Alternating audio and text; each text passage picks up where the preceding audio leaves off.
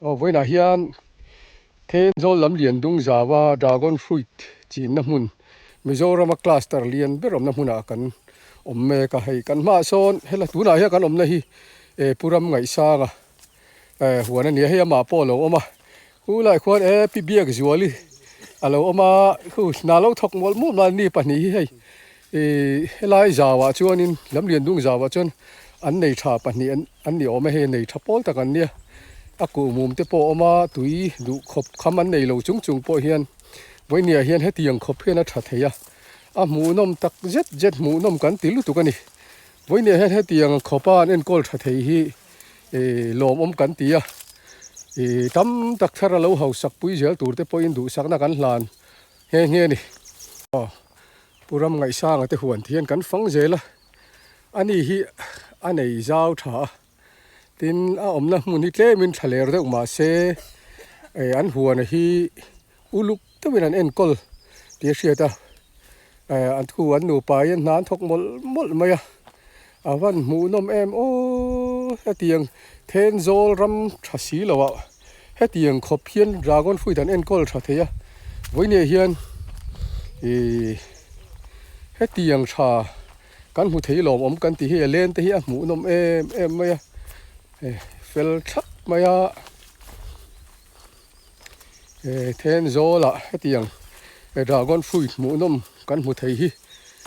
department ang point ro pui kan tia lom thu te po kan sei he ku mum na samai ti hian uluk do en kol zela tam tak thar zel turin du sakna te po kan hlan non mol voini hian kan lom tak zet ti hi kan sei tu ani mu nom hle mai ti hian hle mai len hi fel mai van trai em ve o ti ang thei ta kan ram te hi lom tak zet ani ti hian tu na kan na hi kan sei tong khan lam lian dung zaw then zol ani thian ra helai hian chung ko som li chuang helai class tara hian an oma dragon fruit an ching ka wini hian kan kal an lo om vek lawa chun ang te kan han ko man huan te thla kan lak sakani voinia hetiang mu thei kan hi kan lom le ti kan soi non le bokani lobe ole he tuk ina hianin thenzol lamlian dung zaw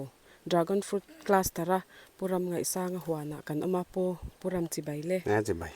hei vo india hianin i dragon fruit huna te kan ron kal ani a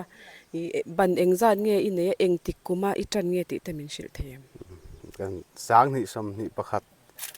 ha kan ti tana chuan unit ni ne banjali ani ekas tuna kat nei mek hi ma ani tak chu ani le hei le tha te abula hianin le tha te tin malching na nu ma ang te kan han ho heng te hi eng angin nge in ti thin eng ti khun lain nge in ti thal hemi ro tui om lo nu a hian malching hi chu kan bei tlang puya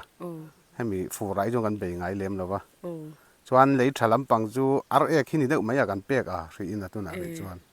ole ani le tui te hi eng angin nge in pe em tui hi nè kan hiang nar lo em la hi chu tui hi amar ro tui komin hi chuan an pe thave de wa voi li vel chu thala han tui chu ka pe ve ani tak chu ani le hei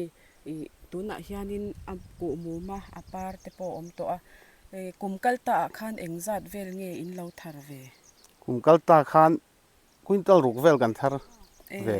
chu kg engzat tin nge in hral thei kg a somriat le za ani de mai somriat kan hral tam jok ani tak chu kumina hian ani le engzat bor vel nge in be sei theyang kumin hi chu tam ve de tura kan ngaya kan en kol dan tang de le chu ama en ra hian ni kum lam ai chona zia dem ka ria ku poi phe sel dewa eng de min te boi lo dewa so matanga som panga som ning kar sovel chu ka ring ve de quintal avalo ve ei ani le dragon fruit hi bul in tana tanga tun thleng hian enkol hi harsa in ti nge ni a I alo nuam e mai in ti har sa em lo ve har sa chu hatian en kol pui tlim ta ga jo nuam ka tia oh han kal vel te poi nuam kan ti kan ria chil de ureng thin zo ka oh oh tiang chu ni ani tak chu om lo ani chuanin nakin zela tan po kum local tur tan po tam tak thar zel turin du sakna kan hlan cheu hun thatak veina min pe ka vain kan lo me han kan lo me